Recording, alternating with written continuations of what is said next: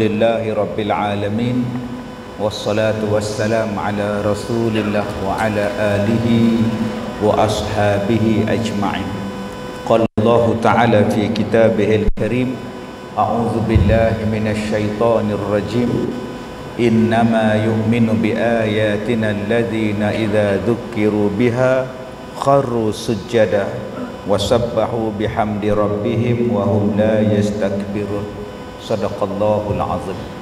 Terima kasih saudara pengacara majlis, kepada Tuan Imam dan seluruh ahli-ahli jawatan kuasa masjid, tuan-tuan pegawai-pegawai masjid, para asatizah muslimin dan muslimat, mudah-mudahan dirahmati, diberkati oleh Allah Subhanahu wa taala. Ayat yang saya bacakan tadi adalah daripada surah As-Sajdah pada ayat yang ke-15. Surah As-Sajdah ayat yang ke-15.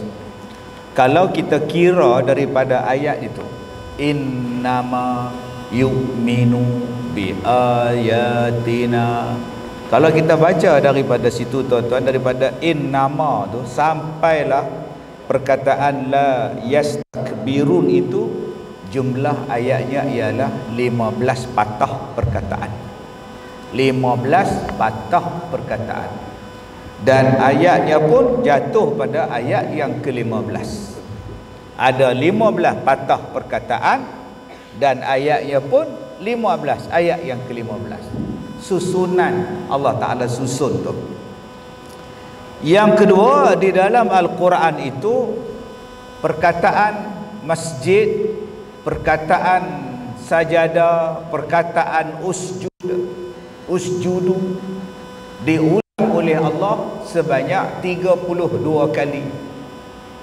Allah ulang 32 kali perkataan sujud itu. Dan surah As-Sajdah adalah surah yang ke-32 di dalam susunan surah-surah di dalam Al-Quran. Jadi cantiknya tuan-tuan, Allah Ta'ala susun sesuatu ayat, sesuatu perkataan, sesuatu cerita di dalam Al-Quran tu. Allah Ta'ala cerita dengan begitu cantik sekali. Sebab tu kalau kita baca Al-Quran, kita mentadaburkan Al-Quran, kita makin dekat dengan Allah, makin jadi rendah hati kita. Sebab Al-Quran ini sangat istimewa, begitu cantik sekali bentuk penulisan dan penurunannya.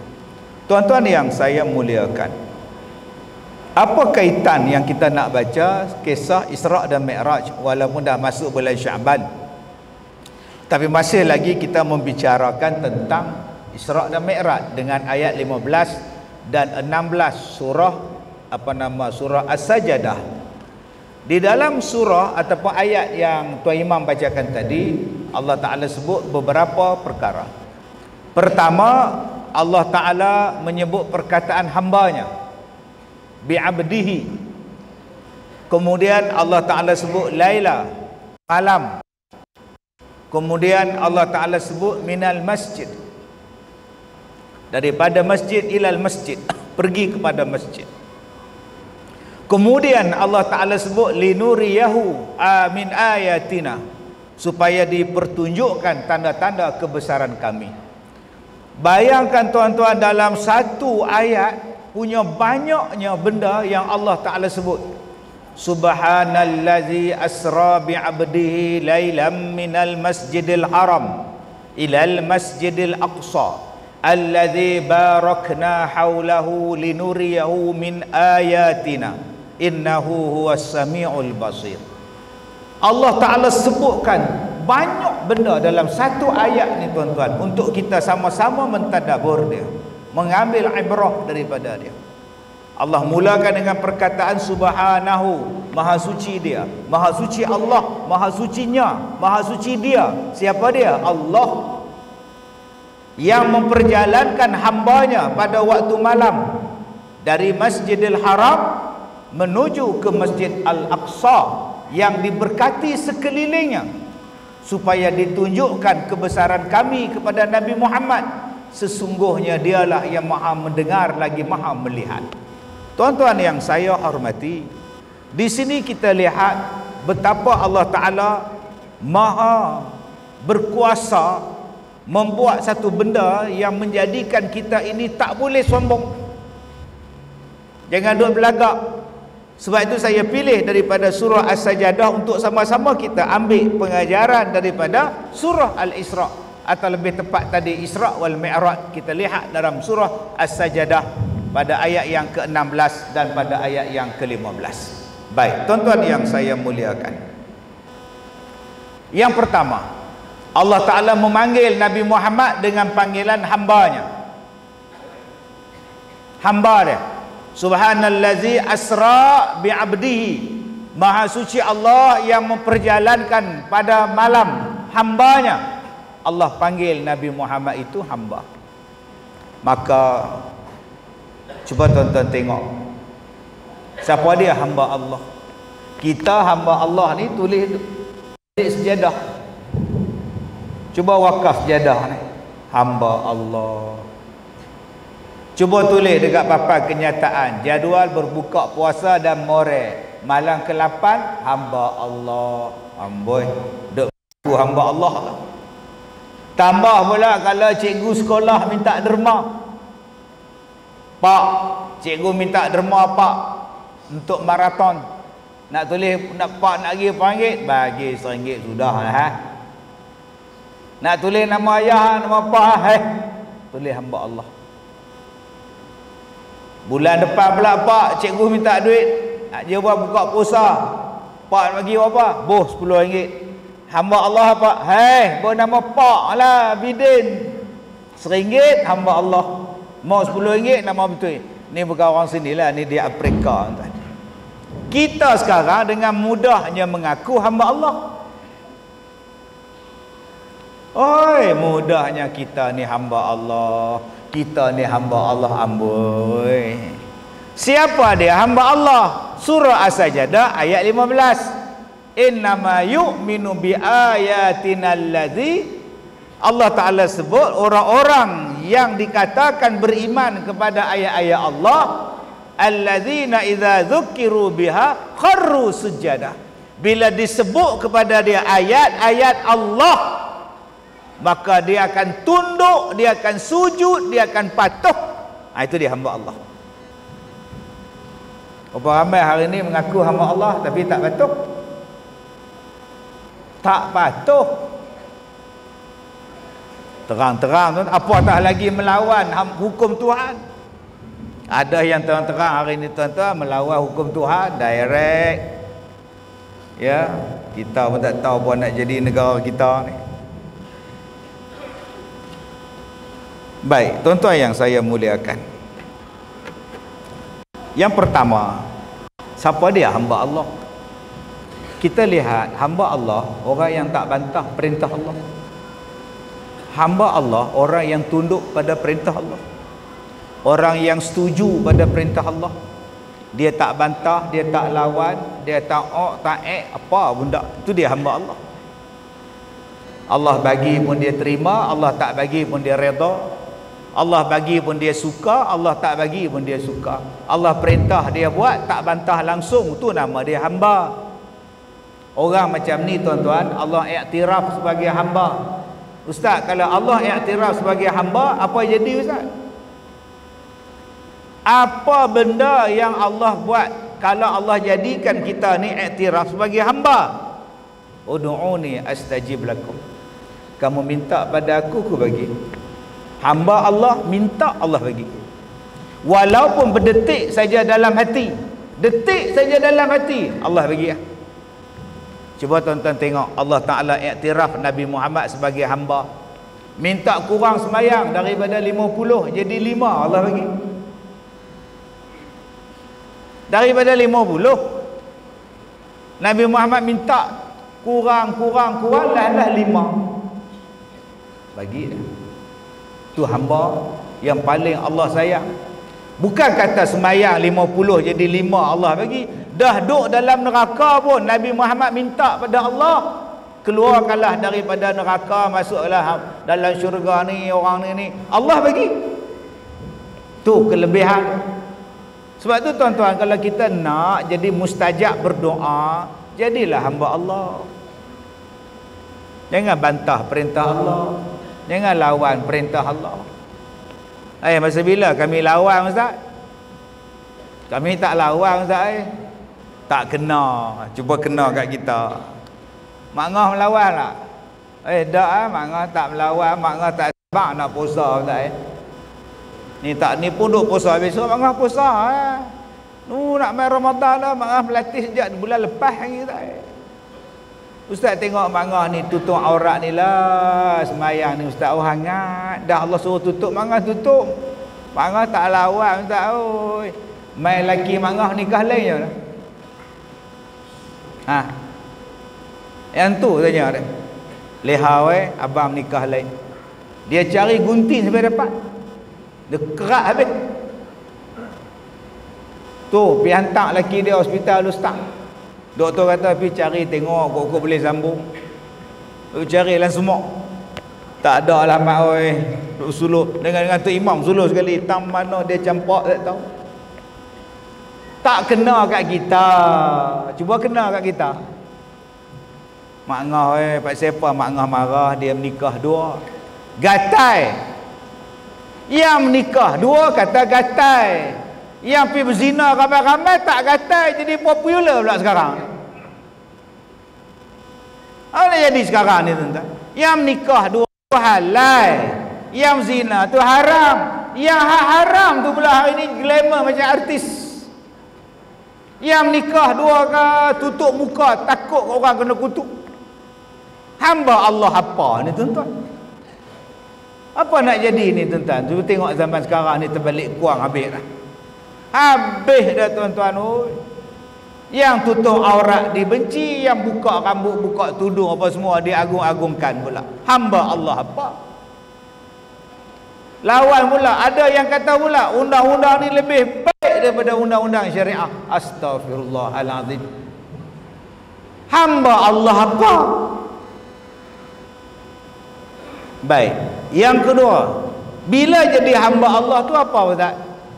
Ya ayyatuhan nafsul mutmainnah, irji'i ila rabbiki radiyatan mardiyah, fadkhuli fi ibadi wadkhuli jannati. Allah kata, wahai hamba-hambaku, masuklah kamu dalam syurga. Allah panggil sebagai hamba dan masuk dalam syurga. Bayang tuan-tuan, apakah nikmat yang paling besar kalau bukan syurga yang Allah Ta'ala bagi pada kita di hari kiamat kelak. Jadi hamba Allah ni masuk syurga. Yang ketiga, apa untungnya menjadi hamba Allah?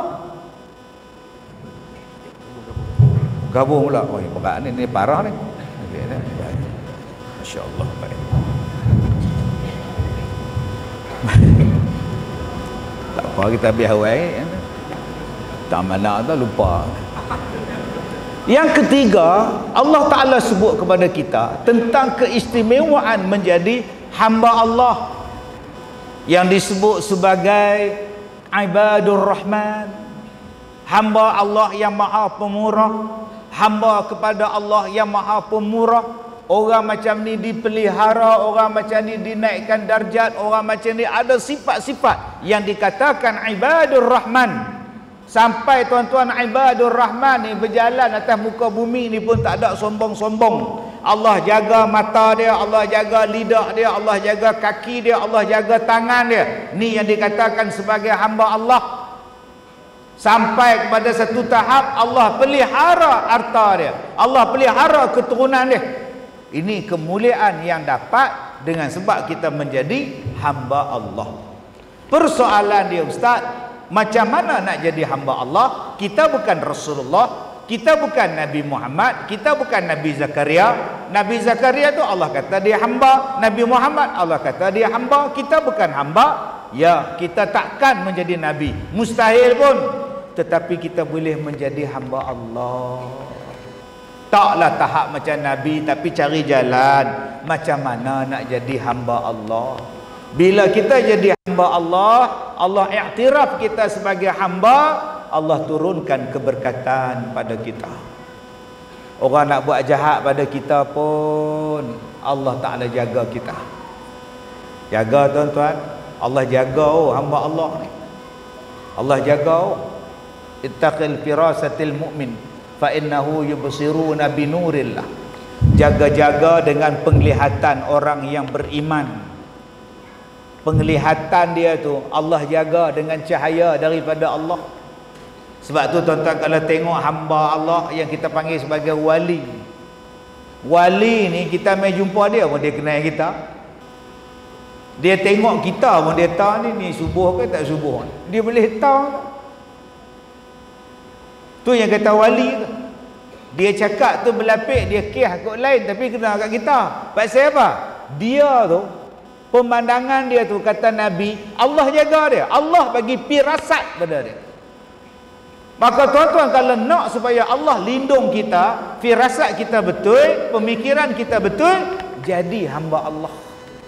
Okey Ustaz, nak jadi hamba Allah tu apa? Surah As-Sajdah ayat 15. Innama yu'minu bi ayatina alladzina idza dzukiru biha kharru sujada. Pertama kata Allah, yang dikatakan orang yang benar-benar beriman kepada ayat-ayat kami, apabila diperdengarkan kepada mereka ayat-ayat kami, apa jadi pada mereka? Kharru sujada. Apa yang jadi kepada orang ini? Maka mereka ini akan segera bersujud, segera bertasbih dan memuji Tuhan mereka. Ada 3 benda yang akan kita buat apabila mendengar ayat-ayat Allah. Baik, di dalam ayat ini Allah Ta'ala sebut bi ayatina, ayat-ayat kami. Dalam surah Al-Isra, linuriyahu min ayatina, supaya kami tunjukkan tanda-tanda kebesaran kami. Dalam ayat ini pula diperdengarkan ayat-ayat kami. Ayat juga. Dalam surah Al-Isra pun ayat, dalam surah As-Sajdah pun ayat. Sebab itu tuan-tuan, ayat di dalam Al-Quran ni membawa maksud yang banyak. Pertama, ayat-ayat kami maknanya ialah tanda-tanda kebesaran Tuhan. Langit tu tanda-tanda kebesaran Allah. Tak ada tiang, tak jatuh. Bi ghairi imad, tak ada tiang. Cuba masjid ni tak ada tiang. Untuk sah. Langit hebat, tak ada tiang, sampai lah tak jatuh. Bulan, bintang. Saya, yalah, kita duk belajar di sekolah dulu kan. Matahari duk tengah-tengah. Matahari tengah-tengah. Bumi, Pluto, Marikh mengelilingi matahari. Kan? Mengelilingi matahari.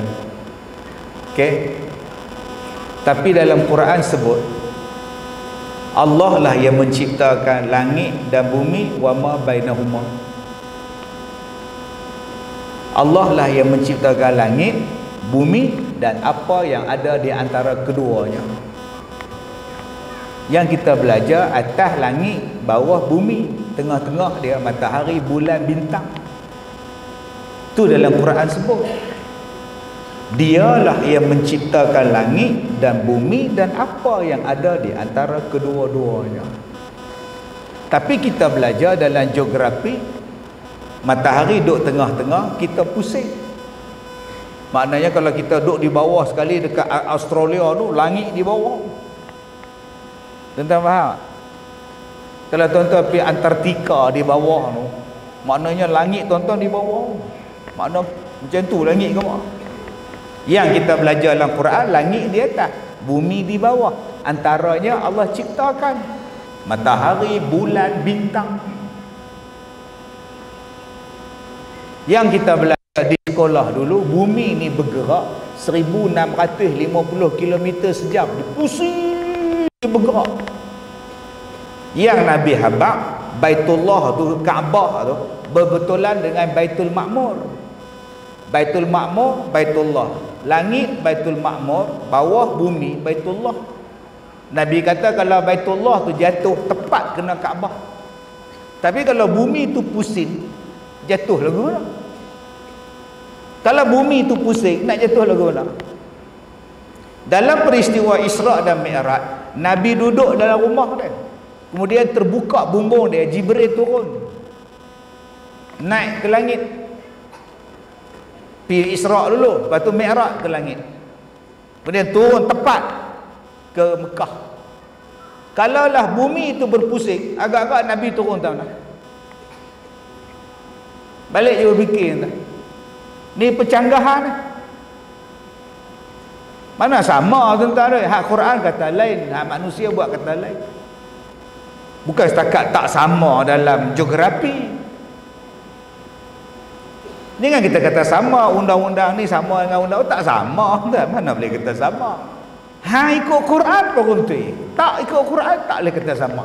Jangan kata sama. Dan jangan kata pula hak kami lebih baik daripada hak Quran. Lagi salah tuan-tuan. Jauh daripada jadi hamba Allah. Nak jadi hamba Allah, kharru sujada, tunduk sujud pada perintah Allah, pada Al-Quran. Sebab tu dalam ayat ini yang dikatakan ayat-ayat kami bukan langit bumi, bukan. Ayat-ayat Al-Quran, tunduk dan patuh kepada Allah. Kita hari ini kata kita hamba Allah. Betul ke Haji Dollah? Saya hamba Allah. Nampak saya pakai kopiah putih, pak saya pakai serban songkok hitam, saya sembahyang maghrib tadi. Hamba Allah. Ya, hamba Allah. Allah kata jadi hamba Allah. Quran kata apa? Ikut. Memang saya kata Quran saya ikut. Ya kan. Tapi abang kata abang asal pada beruk. Sampai lah tak ubah. Manusia berasal pada beruk. Daripada berjalan 4 kaki, jalan-jalan tegak-tegak jadi orang. Nama dia evolusi. Allah kata manusia pada Adam. Depa kata manusia pada beruk. Sampai sekarang kita duduk percaya.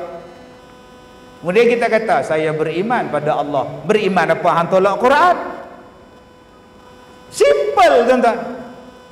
Musuh-musuh kita akan menjadikan kita tak percaya pada Al-Quran. Bukan semua, sikit saja. Dengan sikit tu pun hang belum jadi hamba Allah. Kita akan mendarat ke bulan dan kita yakin bahawa kita boleh tinggal di bulan. Inilah kemajuan sains. Dalam Quran sebut surah Al-A'raf, walaqad makkannakum fil ard waja'alna lakum fiha ma'ayish. Sesungguhnya tempat tinggal kamu adalah di bumi.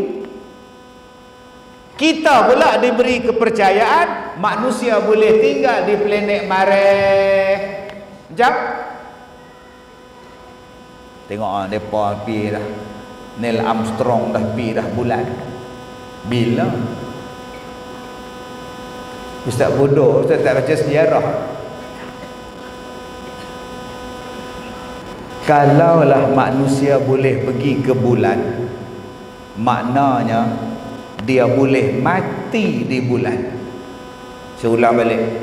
Kalaulah manusia boleh pergi ke bulan, maknanya dia boleh mati di bulan. Pasal apa Ustaz? Sebab manusia boleh mati di mana-mana sahaja. Betul? Betul. Kalaulah manusia boleh mati di bulan, maka dia telah bercanggah dengan Al-Quran. Minha khalaqnakum wa fiha nu'idukum wa minha nukhrijukum taratan ukhra. Daripada tanah kamu dijadikan, ke dalam tanah kamu akan dimasukkan. Nampak? Quran jawab. Allah kata hang tu daripada tanah, mati besok pun masuk dalam tanah. Kalaulah tuan-tuan pergi ke planet Mareh, mati tuan-tuan tanam di mana? Bukankah dah bercanggah dengan Quran? Kemudian kita pun mendakwa, saya beriman pada Allah, saya percaya pada Quran. Oh, belum bang. Belum bang. Oi, belum. Sikit saja mereka ubah, maka kita dah lari kepercayaan kepada Al-Quran. Sikit. Cukuplah mereka kata manusia pada beruk, kita pun percaya pada ayat Allah kata manusia pertama adalah Nabi Adam alaihissalam. Simple. Ketiga, Allah Ta'ala kata waja'alna lakum fiha ma'ayish. Di bumi ini kami jadikan ada kehidupan. Di bumi ini ada kehidupan. Mereka ajar pada kita, minyak akan habis beberapa tahun lagi. Dulu kita belajar, laki-laki akan menjadi pupus lagi 100 tahun. Tuan-tuan tak baca dulu? Kajian sains menunjukkan jangka hayat wanita lebih panjang daripada jangka hayat laki-laki. Mereka menganggarkan laki-laki akan pupus dalam tempoh 100 tahun akan datang. Pakat percaya? Hak duk tambah wajah percaya, duk jeniang percaya, duk risik percaya. Lehau lepas ni hampa semua janda lah, orang jantan mampu habis. Yang Allah kata selagi ada dunia, selagi ada ni, laki-laki dan perempuan akan ada. Depa habaq pula tak lama lagi minyak akan habis. Percaya pula. Allah kata ada kehidupan kamu ada dalam dunia ni. Dunia ni dijadikan oleh Allah ada kehidupan untuk kita. Tak lama lagi habislah minyak, tak tahulah. Petronas gurun tu nak jadi apa tak tahulah. Minyak tak ada. Kita tanya pula, pasal apa tak ada minyak? Tak tahu mereka buat kajian, minyak habis lah. Oh, gitu. Mana mereka tahu? Tak tahu mereka pandai mereka. Mereka tahu kerja mereka. Kepala otak kan? Bumi ni Allah punya. Ada Allah kata ada kehidupan, ada lah. Yang mereka buat tu teori. Cuba pergi tanya orang minyak. Tanya orang minyak. Minyak ni dijadikan daripada apa? Minyak ini terhasil daripada fosil-fosil dinosaur yang mati jutaan tahun yang lepas. Dia kata minyak ni jadi daripada dinosaur yang mampu berjuta tahun dulu. Tulang-tulang tu proses jadi minyak. Ambil banyaknya dinosaur. Nah harakat saya sebut dinosaur. Lebih nak harakat tu. Banyaknya dinosaur kat Terengganu ada, Kelantan ada, gurun tu ada enggak. Daripada dinosaur lah jadi minyak. Maknanya dinosaur tu bangkai, bangkai jadi minyak, minyak tu pula bolang kereta. Kita pula waktu isi minyak tangan kita kena minyak. Oh najis tu tak no bangkai. Ha elok. Pak siapa yang kita ambil benda-benda lain yang bukan daripada Quran menjadi sumber kepercayaan kita? Minyak adalah minyak. Apa kaitan dengan dinosaur? Depa kata pula dulu dunia ni penuh dengan dinosaur. Itu pergi mana? Depa mampu kena dengan hantaran meteor daripada langit. Meteor, taik-taik bintang ni tembak dinosaur. Mati. Oh, gitu. Kuat betul taik bintang sampai tembak bagi mampu dinosaur tu. Sekok pun tak tinggal. Yang herannya dia tahu pula dinosaur, rimau tak kena, gajah tak kena, dinosaur saja kena. Kita pun hangguk. Oh. Biar betul tuan-tuan. Takkan satu benda ni Allah tak cerita dalam Quran? Bukankah ada ayat dalam Al-Quran? Tiap-tiap sesuatu kami cerita dalam Quran. Quran tak pernah meninggalkan sesuatu benda pun kepada kita. Jadi bila kita duk kata Al-Quran ni hanya untuk dibaca bulan puasa, nak dibaca waktu mati, silap tuan-tuan. Silap. Sebab tu yang dikatakan hamba Allah yang betul-betul beriman kepada Allah, bila dia dengar ayat Al-Quran, bila dia dengar perintah Allah, dzukiru biha kharru sujada, tunduk sujud wasabbahu bihamdi rabbihim, dan mereka bertasbih kepada Allah. Subhanallah. Dan yang keempat kata Allah, wahum la yastakbirun, mereka tidak jadi sombong. Tuan-tuan yang saya muliakan, dulu ada orang tanya pada saya, Ustaz, kenapa orang yang berzina tu kena sebat 100 kali? Saya kata Allah suruh. Kalau 100 kali Ustaz mati tu, Siapa kata? Ada Allah sebut mati ke? Kalau Allah nak bagi mati, rejam je mati, pancung je mati. Tapi Allah kata sebab. Makna sebab tak mati. Oi, kalau 100 kali ustaz, cuba ustaz sebab tak? Ustaz kena sebab pula, ustaz pun mati. Kalau hang sebab macam semerah padi, memang mati. Tuan-tuan, kalau sebab macam cerita semerah padi tu, ketua kampung dia hak rockers tu, umur panjang, dia sebab piramli tu, dia hayung. Itu jangan kata 105 kali mampu dah. Tu di negara Aceh, di negeri Aceh tu, sebab saya pergi berapa kali tuan-tuan di Aceh tu, Masya Allah, masuk maghrib je pakak balik habis. Duk tepi pantai, duk kedai kopi, masuk nak maghrib pukul 7 gelap, balik ni motor bom bom bom bom bom bom bom balik. Pasal apa? Semayang. Time semayang balik. Hak tutup aurat yang tak ada pakaian ketat semua elok. Tu. Siapa buat tak berzina 100. Ada yang disebab 100 tak mati pun. Sebab dia bukan dia pergi angkat lagu tu. Sebab tu saya kata tadi, undang-undang sivil tak sama dengan undang-undang syariah. Cara sebab pun tak sama. Sebab yang ini untuk memberi pengajaran. Sebab yang ni pula memang nak bagi luka. Tidur malam pun tak boleh. Kena sekali sebab tuan-tuan, 2 kali sebab terkoyak kulit. Tidur menerak mana boleh, melentang tak boleh tuan-tuan. Tidur melentang tak boleh, semua kena menerak macam ni. Berapa lama ni?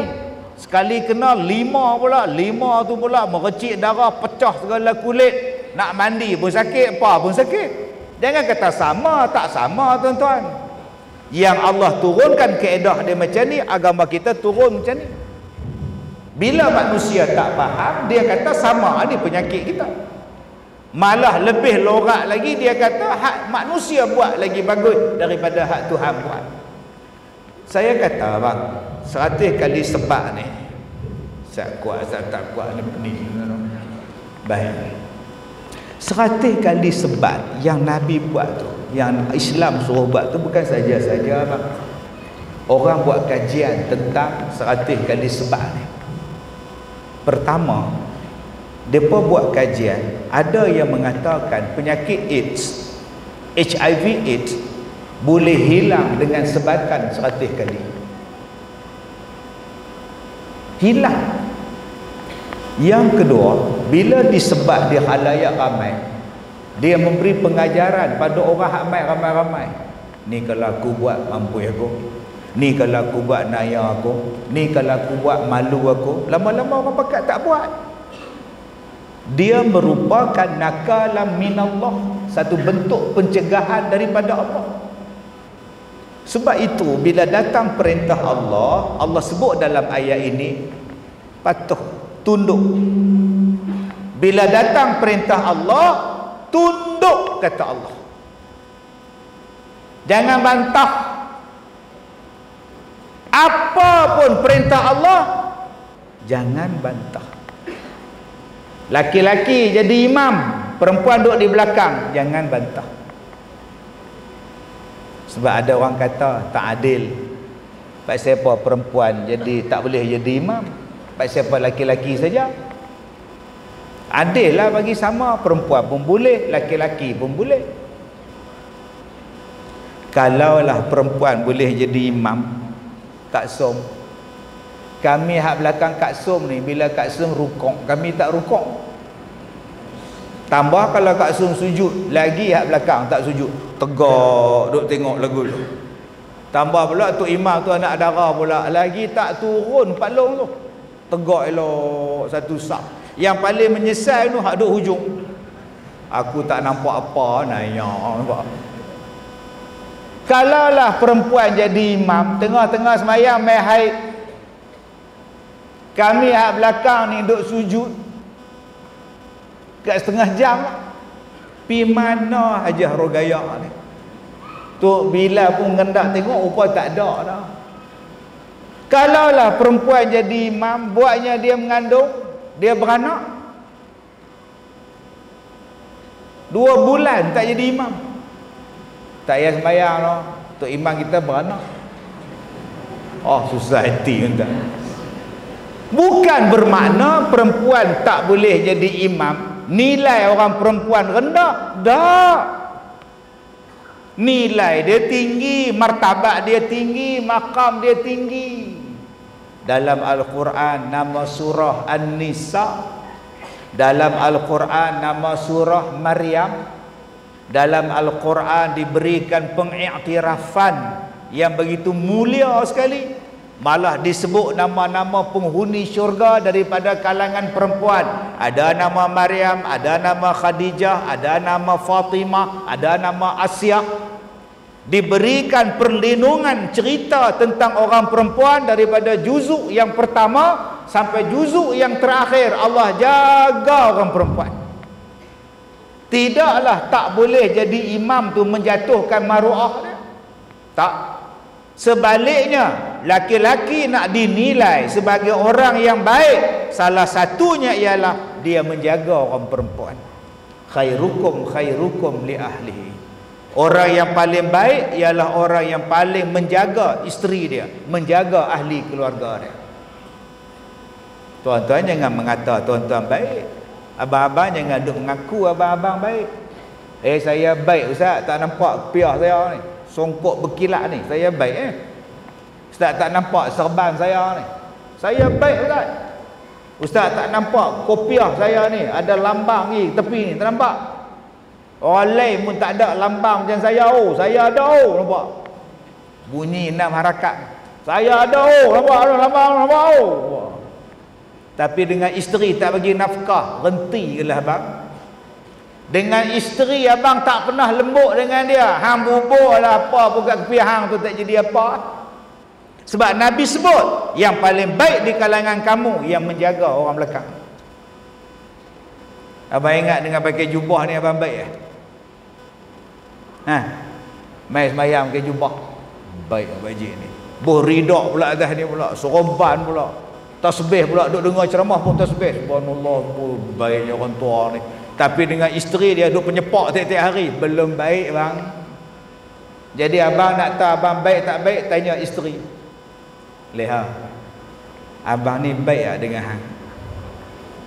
Tahu abang fikir sendiri lah. Sudah entah. Abang baik tak dengan som-som?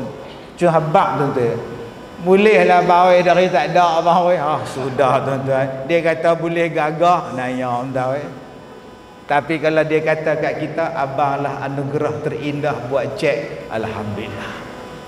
Abang lah anugerah terindah abang. Tak tahu nak abang lah. Kita tak pernah jadi imam pada isteri kita, nak baik apa? Kita tak pernah dengar dia baca Quran, nak baik apa? Kita tak pernah semak pun tahiyat akhir isteri kita, baik apa? Kita tak pernah pun ajak dia ambil wuduk, baik apa? Pernah tak kita ajak dia mandi hadas besar? Menyebabkan dia mandi hadas besar banyak kali. Tapi nak cek dia mandi hadas besar tak? Sah ke tak sah ke? Baik lagu mana? Pernah tak kita buat balik benda haram isteri kita makan, dia tak tahu? Tu lori gula tu balik depan tu. Baru ni kat Jepang Pulai, Allah jam dah. Saya nak pergi mana kan, punya joh ikut jalan jam. Masya Allah, lori gula tu balik, accident. Bayangkan tuan-tuan kalau depan tu lori beras balik. Kita nak pergi kerja, berhenti motor, pick up beras, dapat 2 kampik. Buat balik, hantar balik kat Taman Mesra Riau. Lah abang, kedai buka dah ke? Awal balik buat balik beras. Buka apa? Lori balik. Dapat 2 kampik. Boleh ke abang ambil? Awal tak boleh pula, Tok Imam 4 kampik. Astaghfirullahalazim. Dia kira Tok Imam 4 kampik, dia halal entah ni baru biru tu ni. Oi, apalah. Hak driver lori tu jenuh dah abang. Jangan ambil, cik, tolong, jangan ambil, tolong. Dah, tolong diam dah. Beras ni orang nak selamatkan beras kira hang ya. Tapi ada yang satu di mana ke baru ni saya tengok. Bila lori tu terbalik, tak ada siapa pun ambil. Di kampung tu bagi. Contoh kampung tu. Lori terbalik, seekor babi pun dia tak ambil. Allah tuan-tuan. Tak tahu nak abang lah, bagus sungguh kampung tu. Dia duduk biar babi tu dia tengok, tuan. Tak ada siapa ambil lah. Mulia sungguh orang kampung ni, tuan. Tuan-tuan yang saya muliakan. Jadi hikmah daripada bukan kata undang-undang aja, ekonomi, sosial yang ada di dalam Al-Quran ni nak menjadikan kita baik. Sejarah, tamadun. Tuan-tuan janganlah bila dengar cerita-cerita kita duk percaya bulat-bulat. Apa Ustaz? Kita duk kata kita sekarang ni moden. Sedangkan dalam Al-Quran ada 144 ayat menceritakan bahawa orang dulu lagi canggih pada kita. Janganlah tuan-tuan duk kata orang dulu bodoh-bodoh, jangan. Orang dulu jahil Ustaz. Jangan tuan-tuan. Quran cakap mereka itu asyadda minhum quwwah, kata Allah. Gunung tu mereka boleh pahat buat rumah. Sebab tu Allah Ta'ala kata fasiru fil ard, pergilah jalan. Jalanlah di atas muka bumi. Tengok kesan-kesan yang masih ada lagi. Sebab tu bila saya pergi ke Petra di Jordan tu. Jordan ni baru ni orang ingat pasal kalah bola. Ya? Penalti pula tu. Tak pernah faham, tak faham sudah. Bila kita pergi ke Petra tu, saya bila duduk di Petra tu, saya tengok rumah mereka. Satu kerja pula duk pahat rumah ni, gunung jadi rumah. Yang ni yang Allah Ta'ala sebut ni, gunung jadi rumah. Cantiknya tuan-tuan. Bila saya naik lagi, saya tengok rumah hak bahagian dalam tu pula. Rumah dalam gunung. Hak di luar tu lagi lawa, hak dalam bentuk lain pula. Sampailah di atas gunung ada stadium. Atas gunung tu ada stadium. Pakat duk tengok orang lawan bola, Gusti tak tahu duk lawan. Macam Coliseum tu. Tu dia atas gunung. Yang tu tak apa lagi. Yang saya seronok tuan-tuan, depa duk atas gunung, depa boleh bawa air naik di atas gunung. Air naik atas gunung, bukan gunung buat turun air. Kita ni daripada tanah atas buat turun air tanah bawah. Dak hak depa ni tanah bawah, ambil air naik di atas. Tiba-tiba hari ni kita kata kita lagi moden daripada mereka. Macam mana cerita tuan-tuan? Itu belum kita pergi ke piramid. Orang kita kata piramid itu ada di Mesir, padahal piramid ada di seluruh dunia. Di Indonesia ada, di Malaysia ni pun ada tuan-tuan, jadi gunung, jadi hutan habis lah. Di Afrika ada, di Amerika Selatan pun ada, bentuk dia semua sama. Dan sayang tuan-tuan, teknologi yang ada dalam piramid kita tak boleh ambil. Yang boleh ambil ialah orang yang mendakwa, yang menjaga bahan sejarah, yang menjaga bahan-bahan tu peringkat antarabangsa, pertubuhan bangsa bersatu. Bila dia dibubuh bawah UNESCO, habis semua tak boleh masuk, depa aja boleh masuk. Akhirnya teknologi yang disimpan dalam piramid, macam-macam teknologi buat balik ke tempat depa lah yang menghasilkan kemajuan yang dicilok daripada teknologi zaman dulu yang disimpan dalam piramid ni tuan-tuan, sebelum datangnya banjir besar dan sebagainya. Tuan-tuan yang saya hormati, jom bila kita faham Al-Quran, nak jadi hamba Allah, bukan Al-Quran itu hanya untuk dibaca. Jadi bulan Ramadan yang akan datang ni tuan-tuan, di masjid tuan-tuan ni banyak tok-tok imam, banyak ustaz-ustaz. Satu hari pada bulan Ramadan, setiap kali subuh, selepas subuh, tuan-tuan ambil satu tajuk Al-Quran, tuan-tuan bahas. Nama dia tadabbur. Tuan-tuan tadabbur ya. Apa dia isi Al-Quran? Kenapa Allah panggil surah Al-Baqarah? pi cerita tadabbur tentang lembu. Saya tadi nak mai jalan jam, Sungai Bakak jam teruk. Saya terpaksa lalu keluar ikut tol Kemunting, lalu ikut bukit lalu ikut Selama, mai ikut Karangan, Mahang, Kulim semua, mai tembus ikut Sungai Petani. Punya nak mai sini tuan-tuan, jam. Jadi saya lalu dekat satu tempat tadi, saya tengok mereka buat ladang lembu besar tuan-tuan. Oh, Masya Allah. Tengah duk buat ladang lembu ni, yang duk taja hak menyanyi dalam TV tu.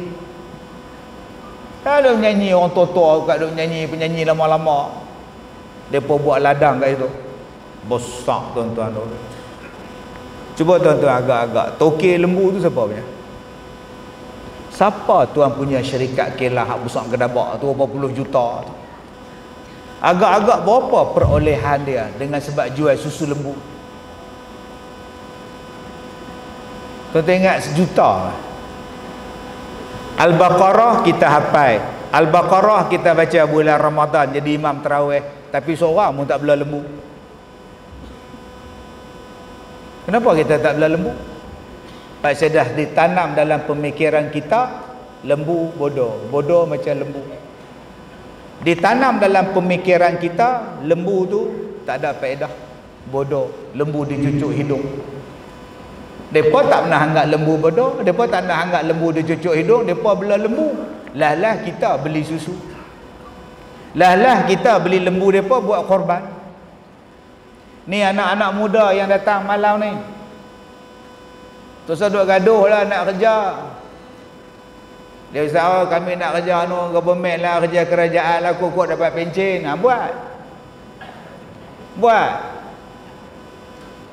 So duk harap lah, pergi bela lembu . Di Kedah saya ada berapa ratus masjid, campur dengan surau, ada berapa ribu. Katalah dalam Kedah ni ada 2,000 masjid surau. Kalau bulan korban, satu masjid mereka buat 10 ekor korban lembu. 2,000 kali 10, ada berapa puluh ribu. 21 ekor, ada berapa ribu. Bayangkan, seekor RM5,000, 10 ekor RM50,000. 50,000 darab dengan 2,000 masjid, berapa juta? Itu waktu korban saya. Belum kita buat kenduri menikah, tambah Kedah pula. Pagi seekor, tengah hari seekor, petang seekor.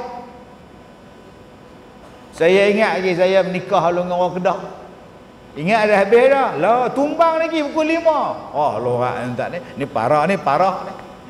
Saya di Perak pukul 3 bungkus dah. Kanopi tak atas lori dah. Mai nikah orang Kedah tercengang saya tuan-tuan. Malam mai. Tu dia saya kata.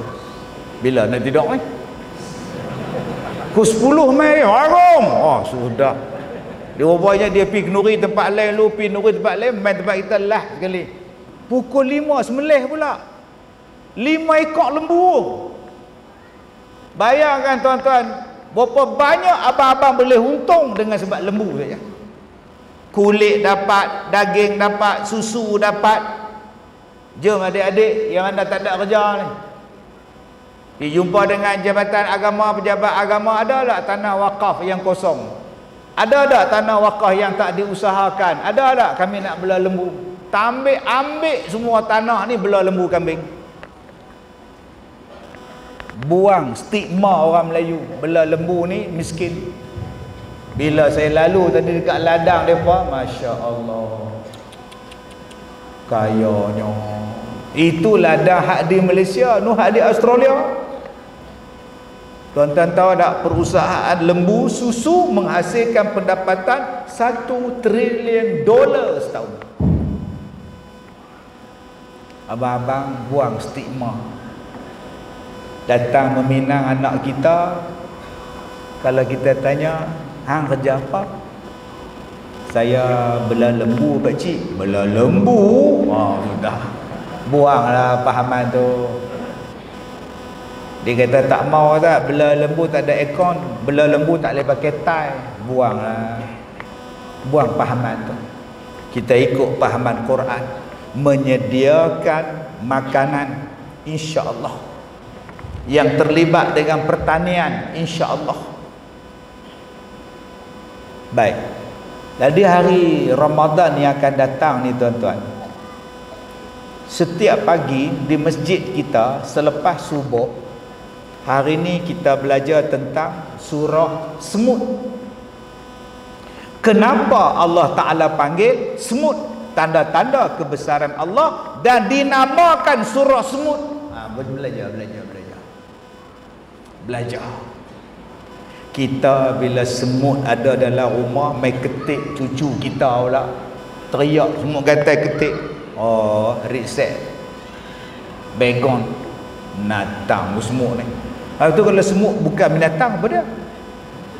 Dia pergi ambil begon padan mbah dia ketik cucu orang, dia guna reset. Ada hak lagi ganas, pergi ambil surat khabar tu, pergi buat panjang lagu tu, bakar di ujung, letuk semua tu. Pasal siapa hang bakar dia? Apa salah dia? Tak salah apa ustaz, dia hurung gula.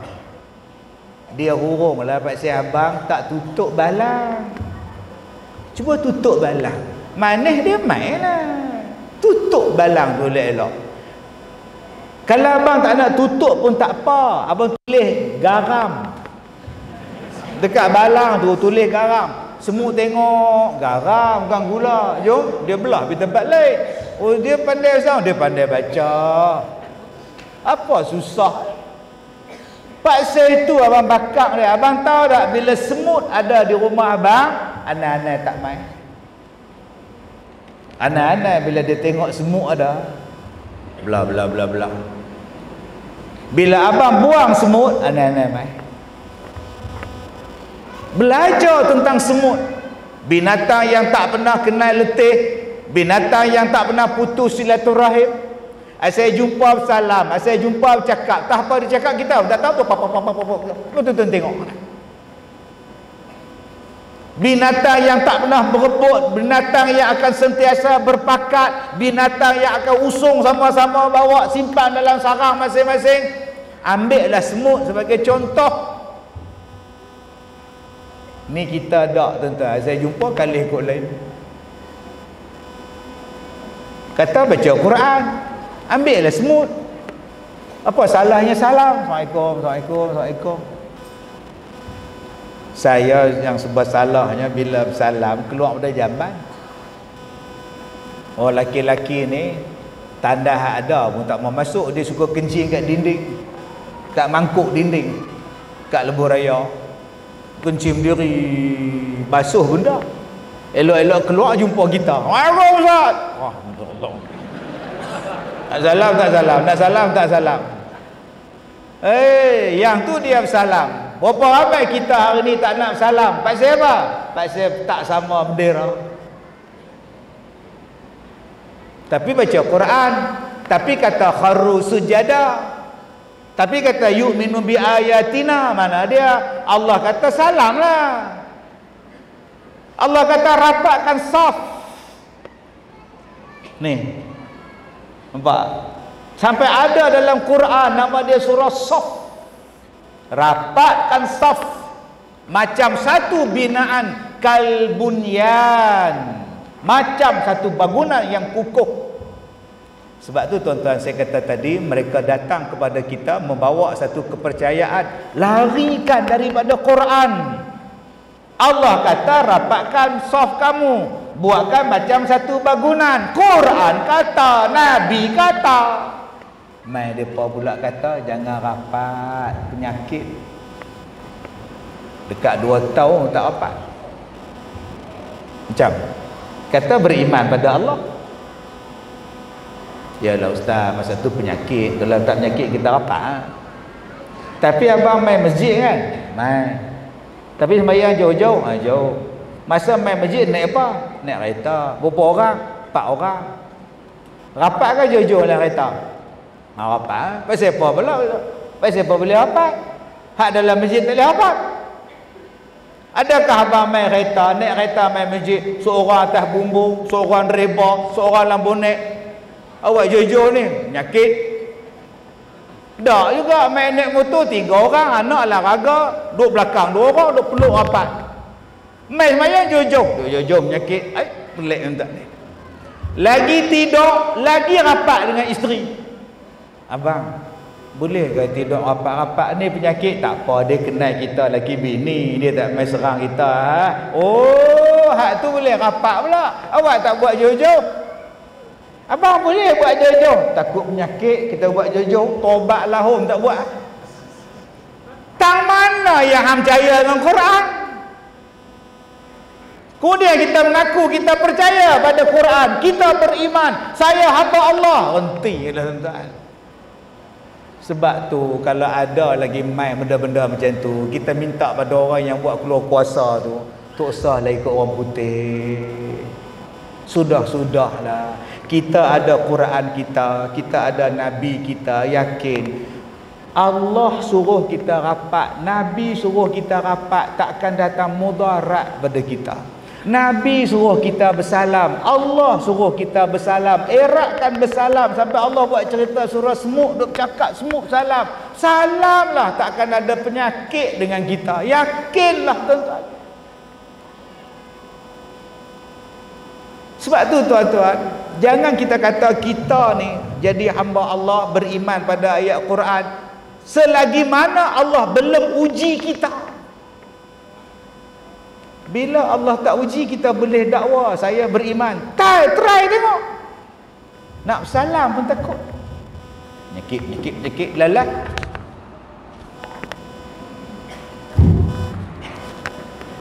Salam jenis apa? Allahu Akbar. Hak saya duk hurai ni satu. Nak bagi kita ni sedap. Aku ni betul ke dengan Quran ni?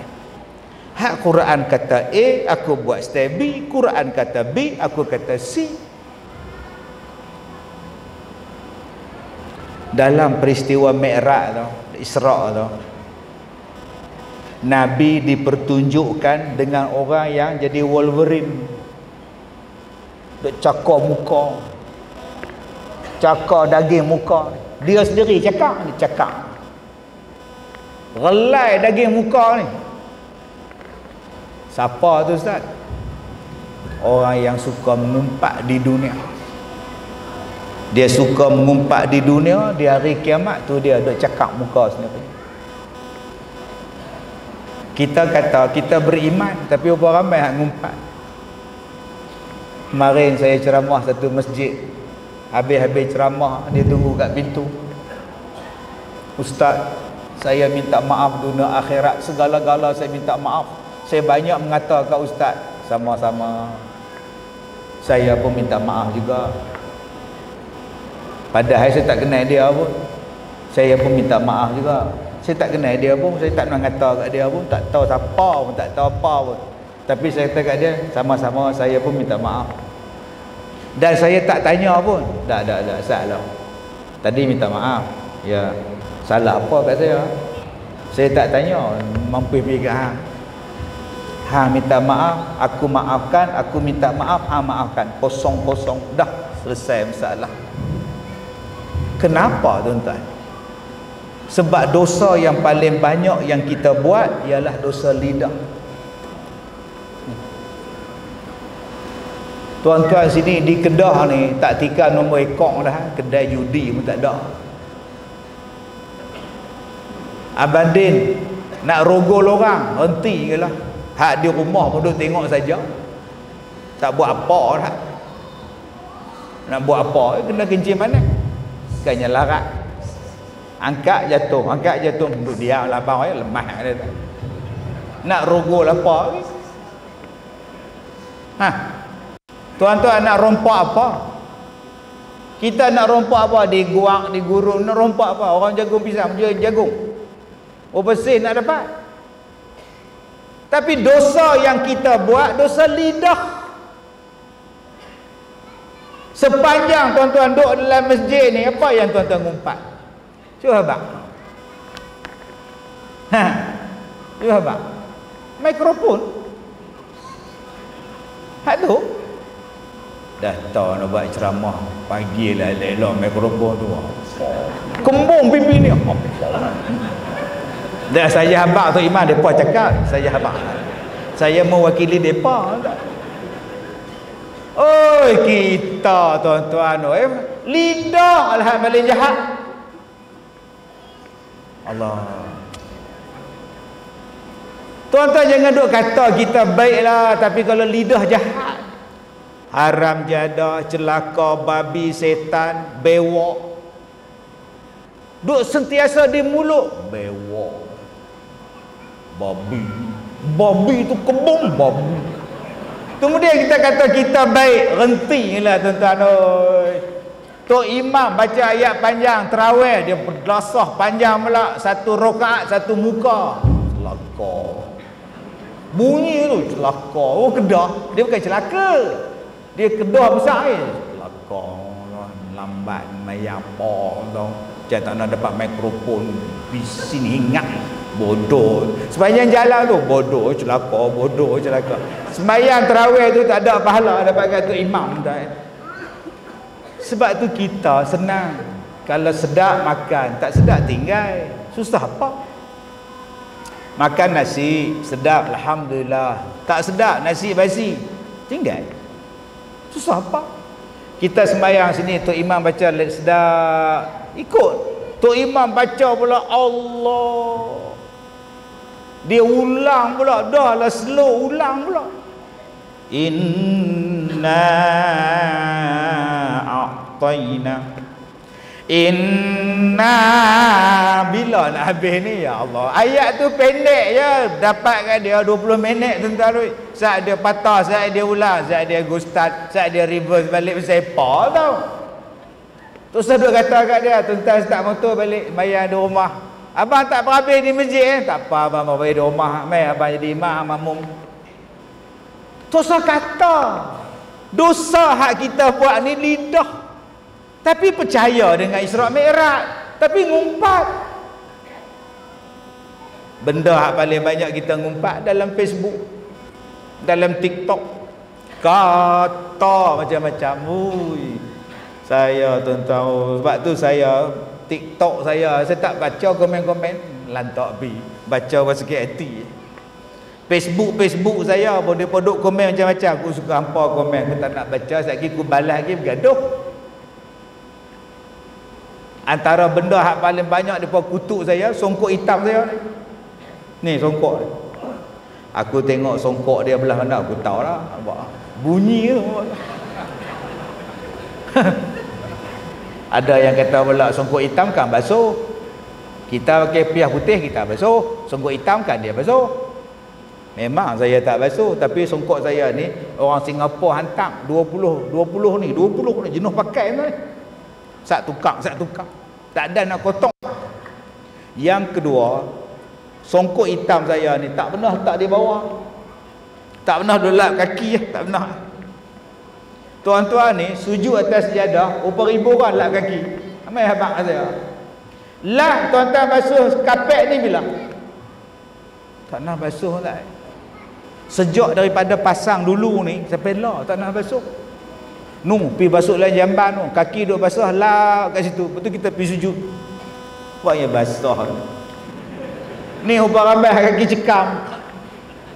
Hak kaki cekam, kaki gauk semua, hak kudir pun dah duduk atas jadah. Dia ambil ke depan, kita sujud. Apa berdene ni sudah. Tak ada pula tuan-tuan tikai kapet ni. Tak pernah basuh tak cicak pemain lap Tok siap besok basuh kapet. Ambil pipe besar-besar pun buh bris. Awal hang basuh, tak pernah basuh 15 tong dah oi. Basuh lah bang. Langsung kena buang bang oi. Jadi jangan duk kata ke orang. Dosa yang kita buat selain daripada lidah apa dia? Dosa kemaluan. Kemaluan tak basuh bila kencing. Tu nak pi jeniang, nak pi sik naik motor. Tengah-tengah duk naik motor nak terkencing. masuk ke ladang sawit, dia kencing kat ladang pokok sawit, bergoyang pokok. Habis-habis kencing, zip tarik jalan. Isteri tanya, abang tak basuh kah? Dia lah. Yang tu hak neraka tu, disiksa dalam kubur. Kalau betul hang ni beriman pada Allah, di mana yang hang letakkan kebersihan? Tuan-tuan yang saya muliakan, sebab itu Allah Ta'ala sebut di dalam surah Isra juga pada ayat yang ke-16 yang terakhir, tuan-tuan, nak jadi hamba Allah tu apa? Ni dia. Tatajafa junubuhum 'anil madaji' yad'una rabbahum khaufa wa tama'a wa mimma razaqnahum yunfiqun. Ni dia. Ni baru nak masuk surah Mi'raj tadi, mukadimah. Tu dia sejam 20 minit mukadimah. Bila nak habis? Oh, teruk nak main, tuan-tuan. Saya main pada Ipoh masuk ke Mahang. Nak ngelak jam dah. Tiba-tiba ceramah sejam. Ya kan? Allah Ta'ala sebut tanda-tanda orang yang beriman tu apa? Dalam perintah Mi'raj dapat perintah solat. Nampak tak? Orang tanya kat saya baru ni, superintendent tanya saya, Ustaz, sebelum Nabi Mi'raj, Nabi solat tak? Nabi solat. Perintah solat ada tak? Ada pada Nabi tu, ya ayyuhal mudassir, ya ayyuhal muzammil. Ada tu perintah sembahyang tu. Habis tu yang naik ke langit dapat 5 kali sembahyang tu lagu mana pula? Dia kata lagu rock, lagu apa? Dia tanya, tuan-tuan. Sebab tu ulama-ulama membahaskan sebelum peristiwa Mi'raj Nabi sembahyang macam mana? Ada ulama sebut Nabi Muhammad sembahyang 2 rakaat waktu pagi dan 2 rakaat sebelum masuk malam. 2 kali sembahyang. Sebelum datangnya 5, 2 kali sembahyang, 2 waktu. Dalam satu lagi hadis yang dhaif, dia kata Nabi Muhammad sembahyang macam Nabi Ibrahim punya style sembahyang. Tapi yang Nabi Muhammad buat 2, kata mereka. Mai Isra Mi'raj turun jadi 5. Tuan-tuan yang saya muliakan, dalam perintah tu 50 jadi 5 sembahyang. Ada orang tanya, Ustaz, Nabi Muhammad ni baik, Nabi Muhammad ni hamba Allah. Tadi Ustaz kata hamba Allah tak petikai kan? Hamba Allah tak petikai perintah Allah kan? Nampak tak? Orang kita selalu macam tu, hujung dia kan? Nabi Muhammad tadi Ustaz kata kan? Nampak tak? Nak bagi kita dia betul ya. Ada satu makcik tu tanya, Ustaz, macam kita kan, kita ni orang perempuan kan? Saya tak perempuan makcik, makcik je perempuan makcik. Dia duk ajak kita jadi perempuan sekali. Ni macam kita kan, macam kita orang perempuan kan. Makcik lah perempuan, saya dah. Terus dudukkan dengan saya. Tuan-tuan yang saya muliakan, dia kata Nabi Muhammad baik. Ya. Nabi Muhammad taat. Ya. Habis tu kenapa dia minta kurang jadi 5? Tadi Ustaz kata hamba ni patuh, atau Nabi Muhammad je lah. Wah. Tuan-tuan kalau dengar ustaz-ustaz liberal bercakap, dah lah tuan-tuan kata, betul ke Isra Mi'raj ni? Tuan-tuan kalau dengar ustaz-ustaz cakap, tambah-tambah pakar hadis pula bercakap, dia tanya kita, Nabi Muhammad naik langit buat apa? Nabi Muhammad naik ke langit buat apa? Kenapa? Kenapa dia naik? Kenapa? Sebab Allah ada di langit. Sebab tu dia naik, dia jumpa Allah. Maknanya Allah ada di langit. Tuan-tuan pendengar, oh Allah ada di langit. Oh bahaya tuan-tuan. Dia kata Nabi Muhammad tu naik ke langit sebab Allah ada di langit. Habis tu Allah Ta'ala jumpa Nabi Musa di Bukit Tursina. Allah Ta'ala ada di Bukit Tursina. Wahyu dapat di Bukit Hira, Gua Hira. Allah ada di Gua Hira. Sampai ada kata, siapa yang tak percaya Allah ada di langit, kafir. Astaghfirullahalazim. Dia kata itu ayat Quran. Ayat Quran kata Allah duduk di langit. La ilaha illallah. Punya banyaknya ayat Quran Allah Ta'ala sebut Wa idza sa'alaka 'ibadi 'anni fa inni qarib. Kalau mereka bertanya di manakah aku, jawablah aku dekat dengan mereka. Habis itu Allah dekat dengan kita. Dalam ayat lain Allah Ta'ala kata Allah tu lagi dekat dengan batang leher kamu. Waktu nak mati kamu tu Allah hampir pada kamu, lagi dekat daripada urat leher kamu. Adakah Allah tu dekat leher kita? Allah lah ayat tadi yang Tok Imam baca maghrib tadi. Allah lah yang di langit dan yang di bumi. Adakah Allah duduk di bumi? Janganlah cakap Allah duduk di langit. Bukalah tafsiran menjelaskan makna istawa tu apa. Allah bukan bertempat. Saya ni duduk atas kerusi sebab saya ada daging, saya ada tulang, saya ada darah, maka saya duduklah sini. Kalau kita kata Allah tu duduk sila atas langit tu, dia duduk zat dia lagu mana? Ada bertulang macam kita ke? Jangan cakap macam itu. Habis itu kenapa Nabi Muhammad naik ke langit? Nabi Muhammad naik ke langit berada pada kedudukan dia, makam dia, mustawa dia, kemuliaan dia untuk menerima perintah Allah. Maka kalau macam itulah mulianya Nabi Muhammad sampai naik ke Sidratul Muntaha, berulang alik ke mustawa, maknanya Nabi Muhammad sangat mulia. Bila Nabi Muhammad sangat mulia, jangan anggap Nabi Muhammad macam kita. Jangan anggap Nabi Muhammad macam kita. Maksud Ustaz, jangan panggil Nabi Muhammad tu Muhammad. Ada orang yang panggil Nabi Muhammad ya. Muhammad merupakan, Muhammad dilahirkan. Ingat Nabi Muhammad ni macam sekolah kebahasaan guru dengan dia dulu kan. Panggillah Sayyidina Muhammad, Nabi Muhammad. Ini panggil Nabi macam panggil kawan dia ya. Kalau Nabi sampai macam tu istimewa, minta kurang pun Allah bagi, maknanya tidak salah beristighasah, bertawasul dengan Nabi sallallahu alaihi wasallam. Sebab Nabi ni kekasih Allah. Ini kena buka tajuk lain pula tentang ni. Yang saya nak cerita di sini, tanda-tanda jadi hamba Allah, ni nama dia lambung. Ni nama dia lambung. Yang saya duk sebut tuan-tuan tadi ni nama dia lambung. Baik, ni lambung bawah ni. Kita tidak lambung kanan macam tu. Yang sebelah sini lambung kiri yang ada jantung ni, jantung. Saya bila sakit jantung hari tu doktor pesan, nak bangun tu pun bukan boleh bangun lagu tu. Kita tidak bukan boleh bangun lagu tu. Nak kena bangun macam ni, ngereng, jaga jantung.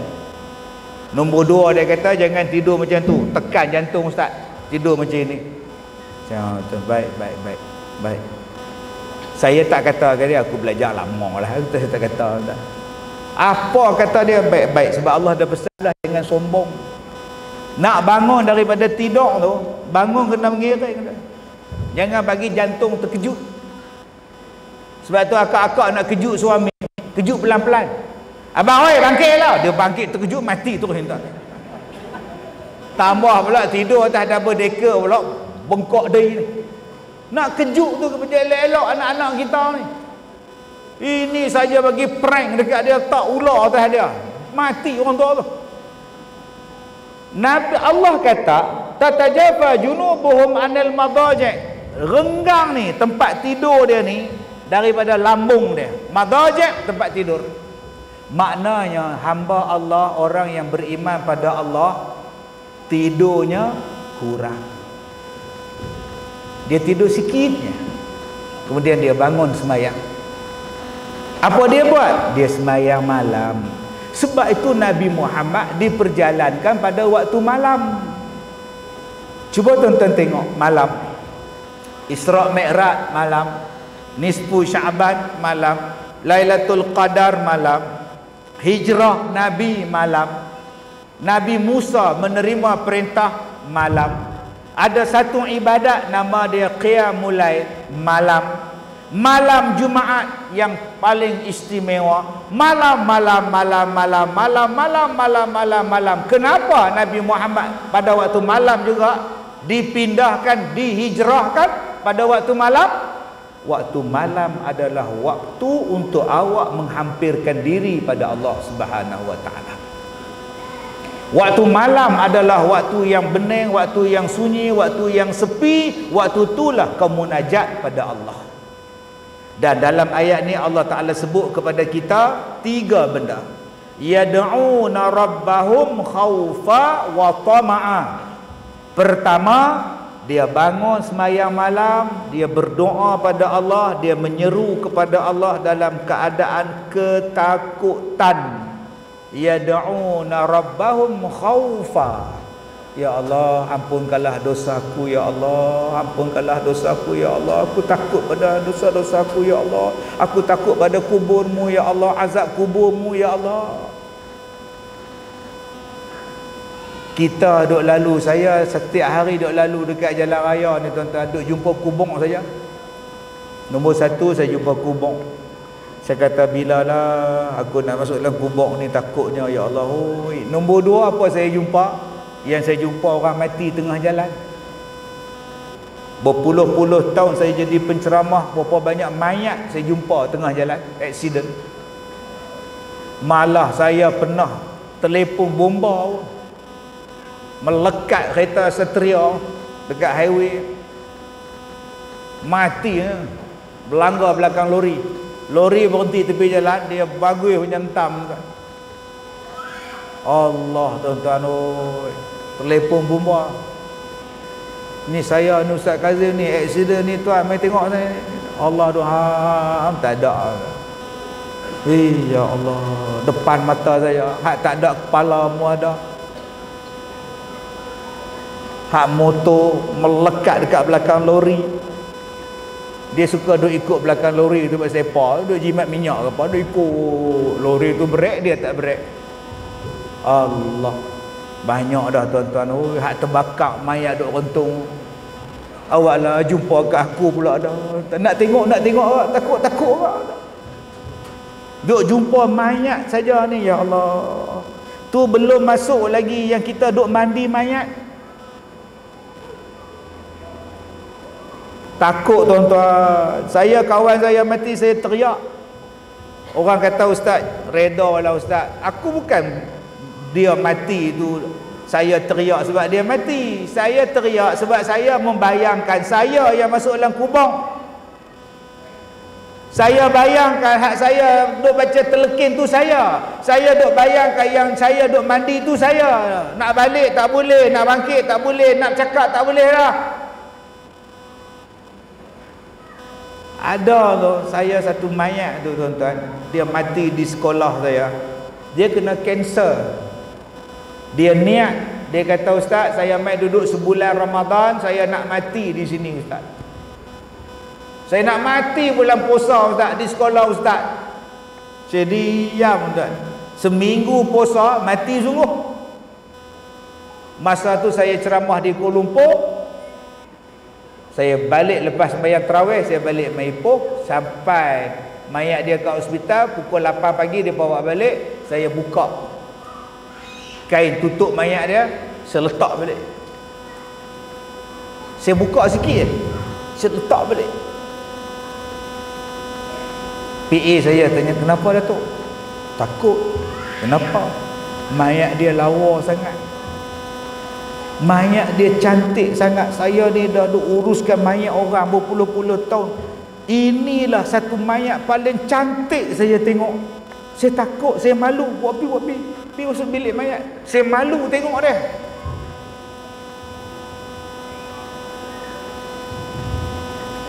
Baik. Depa suruh saya urung kutip derma. Tapi ayat kutip derma tak baik. Jadi saya malu tuan-tuan. Cantiknya mayat dia ya Allah. Sampai sekarang saya terbayang-bayang tuan-tuan. Muka dia tersenyum, wajah dia tersenyum ya Allah. Kalaulah aku jadi macam tu, ya Allah, seronoknya. Mati pula bulan Ramadan, hari Jumaat pula, ya Allah, seronoknya. Kawan saya mati, dia boroi kan, dia boroi, perut besar, gemuk. Bila dia mati, saya buat mai sekolah saya mandikan. Perut dia hak boroi ni kempes tuan-tuan, muka berseri. Bulu apa pun tak ada di badan dia. Habis ni, bulu-bulu ketiak pun semua tak ada dah. Kempes habis. Dia buang botak, rambut dia semua botak. Saya tanya pada isteri dia, cikgu, bila dia buang ni? Kemarin. Ringan mayat dia, perut dia yang boroi ni kempes tuan-tuan. Saya tak nak jumpa lagi mayat ni. Jadi abang-abang hak mana boroi ni, minta mati tengok. Itulah petua cara nak kempes perut. Mana faham? Tak faham sudah. Saya takut saya tak jadi macam mereka. Saya takut besok orang mandikan mayat saya, orang tutup hidung. Saya takut bila orang mandikan mayat saya, orang tak mau, orang lari. Saya tak mau nanti bila orang kapankan saya, kain kapan tak cukup, tarik kaki, kepala tak cukup, tarik kepala, kaki tak cukup. Saya takut bila saya masuk dalam kubur, tukang gali kubur bagi besar kubur duk kecil juga. Saya takut. Saya takut bila mayat saya masuk dalam kubur, ayak naik, depa ambil buluh, depa rendam mayat saya, tanam cepat-cepat, ayak ni bagi apung mayat. Saya takut. Saya takut bila naik van mayat, berat sangat mayat saya, tayar van meletup, pecah. Saya takut kan. Sebab saya baca dalam peristiwa Isra dan Mi'raj, yang Nabi nampak orang yang awal diseksa, orang yang berat siksaan dia ialah orang yang berdakwah tapi tak buat apa yang dia cakap. Takut kena kat saya. Tuan-tuan lagi baik pada saya, tak kena soal tang situ. Yang kedua, wa tama'a, orang yang dikatakan beriman kepada Allah, wa tama'a, tamak dengan pahala supaya dapat ganjaran yang baik di akhirat. Soalan dia, kita tamak ke tidak? Semayang pendek, puasa nak cepat habis, zikir tak ada, baca Quran jarang. Kita langsung tak tamak untuk akhirat. Yang kita tamak adalah dunia. Hari ni tuan-tuan, kita sikit sangat tamak. Habis salam, Assalamualaikum warahmatullahi, Assalamualaikum warahmatullahi, terus bangkit keluar. Abang tak berdoa, abang tak berzikir, bid'ah. Abang berapa rakaat? 8 cukup dah. Awak tak buat lebih, bid'ah. Tak tamak langsung. Tak tamak. Abang pasal apa? Bang sekali je, bid'ah. Nabi sekali je bang. Oh sudah. Abang tak baca Quran ke, sedekah ke orang mati? Nabi tak pernah buat, bid'ah. Abang tak ceramah ke di kubur? Nabi tak pernah ceramah di kubur, nama dia talqin, bid'ah. Lalah tak ada apa, main lato-lato. Main lato-lato tak apa, tamak pun tak apa. Main hak ibadat ni tamak semua, tak boleh. Padahal dalam Quran kata tamaklah untuk buat ibadat. Ustaz, ya, saya sembahyang malam, bagus. Saya tamak dengan pahala. Saya rajin puasa, saya rajin sembahyang sunat, bagus. Saya sembahyang malam ustaz, bagus. Ustaz tak nampak dahi saya hitam ni? Nampak? Ni tanda saya sujud banyak, bagus. Ustaz tengok Quran tu ustaz, lunyai dah ustaz. Saya baca tiap-tiap hari, bagus. Ustaz nampak tak tasbih saya tu? Nampak? Awak yang besar sangat. Rantai basikal ustaz oi. Lah. Awak tasbih hak biasa putih. 4 kali tukar dah. Mai hak besar rantai basikal ni tak apa ustaz oi. Mak ngah zikir tu dia, subhanallah subhanallah. Oh, mak ngah kuat ibadat ya. Mak ngah orang beriman ya. Ada nombor 3 mak ngah. Ada satu lagi makna. Makna baru yad'una rabbahum khaufa wa tama'a. Yang nombor 3 makna wa mimma razaqnahum yunfiqun. Baru sempurna. Dan apa yang Allah Ta'ala bagi pada dia, apa yang Allah Ta'ala sedekah kepada dia, apa yang Allah Ta'ala kurniakan kepada dia, dia infakkan balik pada jalan Allah. Kalau kita ada duit tak sedekah, kalau kita ada wang, kita hanya semayang, kita hanya puasa sunat, kita hanya zikir, langsung kita tak sedekah, belum beriman. Cerita tentang sedekah ni tuan-tuan daripada surah Al-Baqarah tau. Alladzina yu'minuna bil ghaib wa yuqimuna as-salah wa mimma razaqnahum yunfiqun. Sampai dalam Isra dan Mi'raj pun masih Allah tunjuk ganjaran orang bersedekah. Mai pada kita pula tak sedekah. Sudah. Jadi tuan-tuan, eloklah mereka minta saya umumkan pelancaran derma ni. Bagi repair mikrofon elok-elok. Sebab saya diberitahu amplifier mereka terbakar. Tu yang rosak tu, yang pakai 2. Dan saya dibagi tahu masjid kita ni dalam proses pengubah suaian. Nak bagi selesa lagi. Bagus. Saya suka. Jadi bagi saya bagi 500. Kan saya main semayang pun, tapi saya pun nak juga supaya saya jadi orang beriman. Saya tuan-tuan, saya ceramah ni, saya bukan tanya hampa nak bagi berapa, nak bagi tak bagi sudah. Saya tak kisah langsung tuan-tuan. Jangan kata saya minta duit pula, bohong. Saya punya simple. Orang bagi ambil, orang tak bagi tak apa, tak kisah, tak pernah minta. Kalau habis ceramah depa tak bagi, habis balik, apa masalah. Kalau bagi tak cukup, depa jemput lagi tak mai dah. Simple entah. Jadi abang-abang kita tu dah dengan beg warna merah apa semua tu, tuan-tuan bagi lah. Okey. Jadi tuan-tuan, saya suka. Tuan-tuan ingat jadi penceramah ni tak kena bayar cukai. Abang Haji agak-agak saya bayar dah income tax.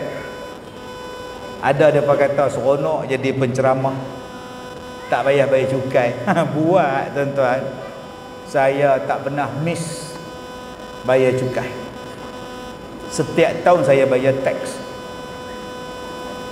Macam saya ni tuan-tuan, tax saya ni agak-agak berapa persen kena.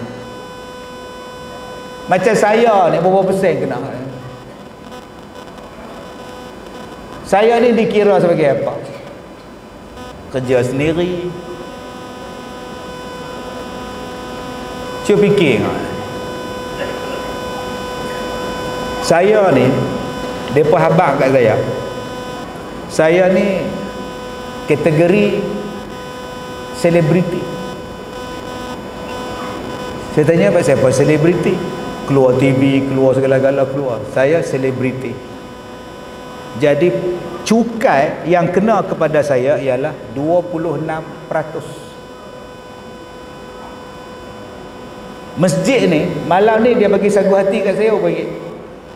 Malam ni katalah 1,260 adalah cukai.